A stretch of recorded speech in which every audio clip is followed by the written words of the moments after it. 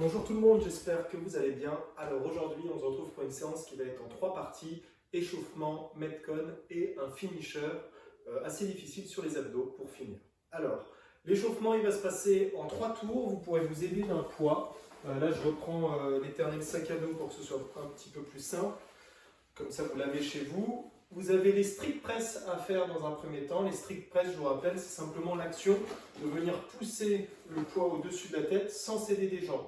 Donc vous devez serrer vos abdos, essayer de ne pas vous cambrer. Pour ça, vous pouvez venir fléchir un tout petit peu les genoux, vous serrez vos abdos et vous venez tendre les bras au maximum et revenir.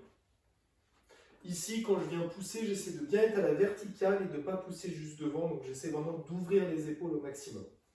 Donc 10 fois comme ça, à vous de voir pour la charge. Là on est à l'échauffement. Vous pouvez très bien évoluer sur les 3 tours, démarrer léger et petit à petit monter en charge. Dans tous les cas, il ne faut pas que ce soit une charge trop difficile. On reste à l'échauffement pour le moment.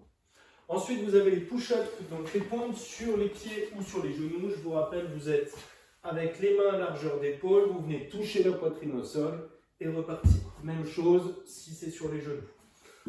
Ensuite, on a la position cat and cow. Donc l'idée, c'est de venir faire dos creux, dos rond.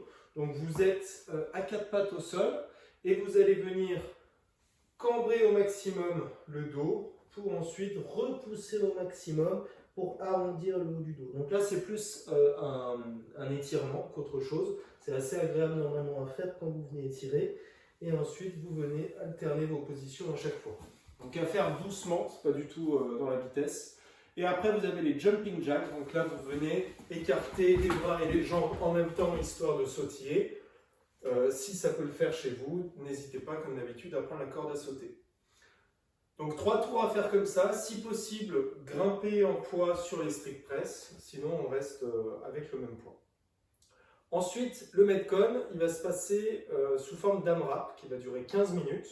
15 minutes, vous avez 10 down-up à faire. Donc les down-up, c'est en quelque sorte un demi-burpees dans le sens où vous allez venir vous mettre en position de planche, ramener les pieds et faire l'extension. Donc comme un burpees sans la phase de pompe. Donc là, ça va relativement vite. Et dès que vous avez fait vos 10, vous restez 1 minute en position de planche, bras tendus, jambes tendues. Donc là, l'idée de cette planche, c'est de ne pas venir en retrait par rapport aux mains. Vous devez avoir les épaules au moins au-dessus des poignets, voire même un petit peu en avant pour mettre plus de difficulté. Il vaut mieux avoir les fesses un peu trop hautes que trop basses. D'accord ? Vous aurez plus de travail sur les abdos, il ne faut pas vous cambrer. Donc 1 minute de planche, dès que c'est fait, c'est pour ça que j'ai mis 2 chaises, vous allez venir faire les dips. Donc les dips, le plus simple, voilà, c'est entre 2 chaises. Vous mettez à peu près largeur d'épaule et vous allez venir fléchir pour avoir en gros les fesses au niveau des mains. Vous ne devez pas être trop sur l'avant. Donc vraiment à peu près au même niveau. Et vous venez descendre, effleurer les fesses au sol et repartir. Donc c'est un mouvement de poussée qui est plus dur que la pompe. On n'est déjà pas dans la même orientation. Si chez vous, vous pouvez être en suspension, que les pieds ne touchent pas, c'est parfait.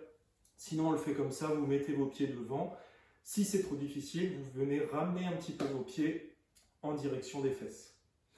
Et ensuite, vous avez 30 secondes de L-sit. Donc là, le principe, c'est de rester sur la position que vous aviez. Donc vous avez fait vos 5 dips. Et quand vous remontez du 5e, vous venez vous mettre en suspension. Et si possible, vous essayez de venir décoller vos pieds et de ramener les genoux le plus haut possible. Si vous êtes à l'aise là-dessus, vous pouvez le faire avec une jambe ou 2 jambes tendues devant. Ok ? Donc on essaie de garder les mêmes outils, on va dire, les mêmes ateliers. Comme ça, vous n'avez pas à vous déplacer, que ça ne fasse pas trop de temps de perdu entre vos exercices. Donc faites vos dips à un endroit et la même chose sur les L-sit. Les L-sit, je vous rappelle, si les dips ça ne passe pas, et si vous n'arrivez pas à tenir comme ça en L-sit, on peut le faire comme la dernière fois, c'est-à-dire au sol, vous mettez les mains à peu près au niveau des genoux, vous gardez le buste incliné sur l'avant, on ne se met pas sur l'arrière pour ne pas faire contrepoids, et vous venez monter jambes tendues pour tenir cette position. Et on tient comme ça 30 secondes. Vous allez voir déjà, il y a un travail sur les abdos dans cette position. Donc 15 minutes de cette manière.